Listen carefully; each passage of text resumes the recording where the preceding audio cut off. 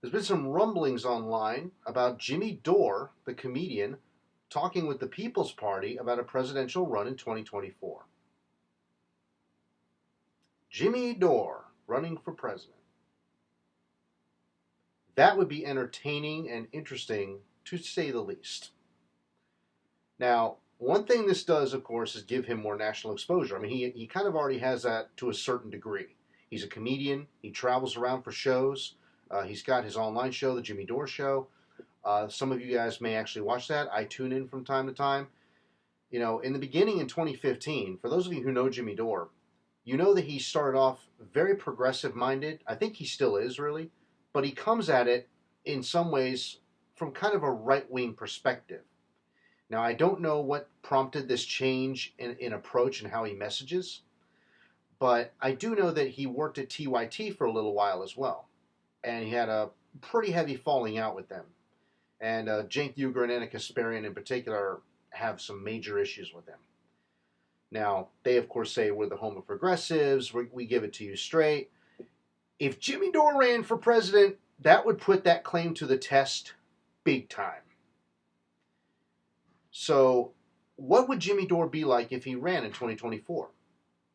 Well, if he's anything like his shows, his platform would be incredibly progressive. He's obviously for Medicare for all or universal health care. Whether he's for tuition-free college or not, I'm still a little fuzzy. I know his strongest point is probably foreign policy.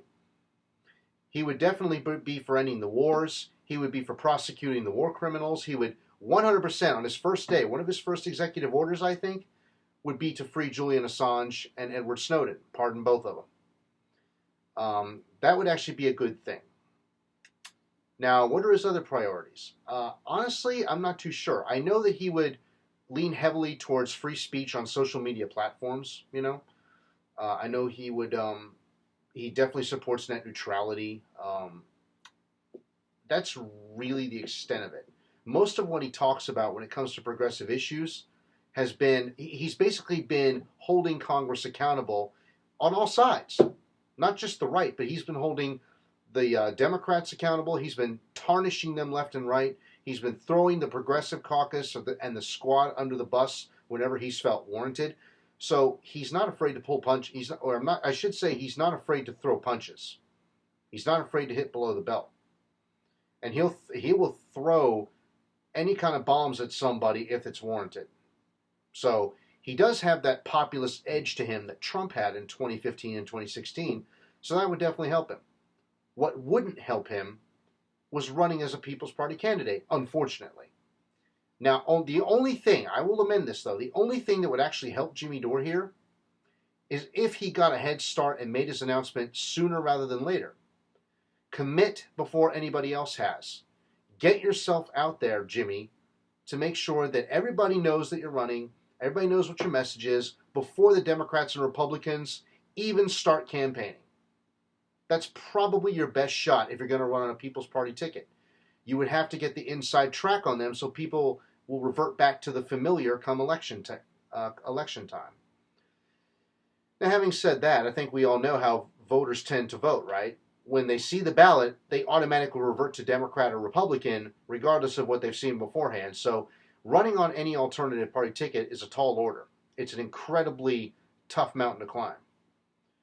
So what could Jimmy Dore do that would actually help him here? Well, he would have to he has a ever so slight bit of name recognition, but I would put somebody else with some name recognition on his ticket. Maybe Jesse Ventura?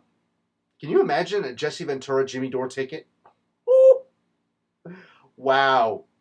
Now that would be very entertaining. One thing's for sure, Jesse Ventura used to be like a very libertarian-minded independent. He's since turned a lot more socialist over the years. Him and Jimmy Dore would make a very fascinating ticket to see what they would come up with, whether people could vote for them or not. Getting ballot access, no matter who Jimmy Dore would choose to run as his running mate, would be a challenge. A big challenge. So, Jimmy, if you are going to run, you better get started now because, you know, come election season, you know they're going to pull out all the stops. They're going to try to rig the system a million ways from Sunday to stop anybody from getting in there. So, I don't know what you're all about. come election time, what your overall platform is going to actually be. I've got an idea of some of the things you would do, but it's going to be tough, man. You want to run with the People's Party? That's good. We need more parties in there. As I don't know if you know, but I support a People's Parliament. So whatever you choose to do, man, get going, because your only chance of having any chance of winning is getting the inside track. Other than that, if you make the announcement like right after the midterms or around the end of 2023, you'd just be wasting your time. Now, what exactly would this look like? Well, for one thing, Jimmy Dore is a known comedian and kind of a journalist personality in the world of politics, mostly in progressive and right-wing circles nowadays. He's picked up a right-wing audience over the years. He has the ability to speak the language of the right while getting progressive policies across. That's a good thing, actually. I honestly don't fully agree with Cenk Uygur and Anna Kasparian when they say he's like a closet right-winger or something like that. I do agree in that he's probably chasing the dollar a little bit here, like Tulsi was. I mean, he supported Tulsi Gabbard in 2020, okay, and he supported Bernie in 2016. A little bit of a shift there, but the one area where he was tightest with both those candidates was on foreign policy. He hammered Bernie on his weakness on foreign policy, and he praised Tulsi and had her on several times because of her strength on foreign policy. I mean, he's had other progressives on his show too. He had Jill Stein on there. He had Ajamu Baraka on his show. He was actually Jill Stein's running mate in 2020. So what would this do for Jimmy Dore as far as like his popularity, his electability, things like that? One other thing this would do, I should add, is it would give TYT more national exposure, because you can bet TYT is going to cover Jimmy Dore if he runs. Now, TYT, of course, says they're the home of progressives, and they get everybody straight. They're unbiased. They try to be as objective as possible. They got some pretty sharp feelings towards Jimmy Dore, so this is going to put that to the test if he runs. I'm having trouble talking today. I'm sorry. This would actually give not only Jimmy Dore but also TYT more exposure, because TYT, of course, they call themselves, again, as I've said a million times now, the home of progressives, and I watch them more so than Jimmy Dore, to be honest. They do a great job with the stories they present. How they would talk about Jimmy Dore is another thing entirely. And the other thing is, this could lead to some sniping on the left, because there are lefties who like TYT and there are lefties who like Jimmy Dore. You rarely tend to find anybody on the left who supports both of them. I like both of them, but I'm a rarity there. So this is going to cause some infighting among the left if he runs. That would be a gift to Republicans and Democrats, unfortunately. So that's why I'm saying, if Jimmy Dore chooses to run, he's going to have to get the inside track. He's going to have to start early. He's going to have to find a way to really cut out the sniping. Stop trying to hammer people just because they don't immediately agree with everything he says. He's going to be on a much broader stage than the stage he stands on to tell jokes. And he's going to be on a much bigger stage than what he has online. The good news, as I said before, is he can speak the language of the right, so he has some crossover appeal.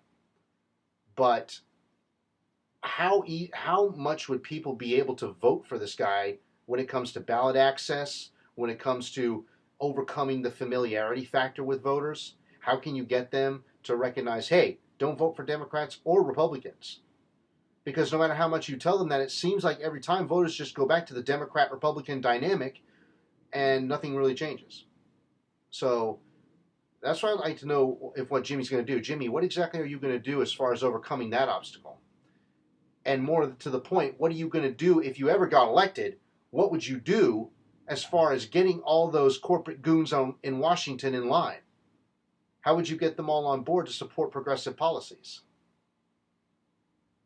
If you got elected, that would be the toughest order of all. That would be the toughest thing you would ever do. Because money talks. How would you convince them to forsake big money donors in favor of the people? That's about the only way any progressive legislation would get through. So I'm looking forward to hearing a lot of these answers. Jimmy Dore 2024, it's interesting. I honestly didn't expect this. We'll wait and see. But if he runs, it's going to be entertaining.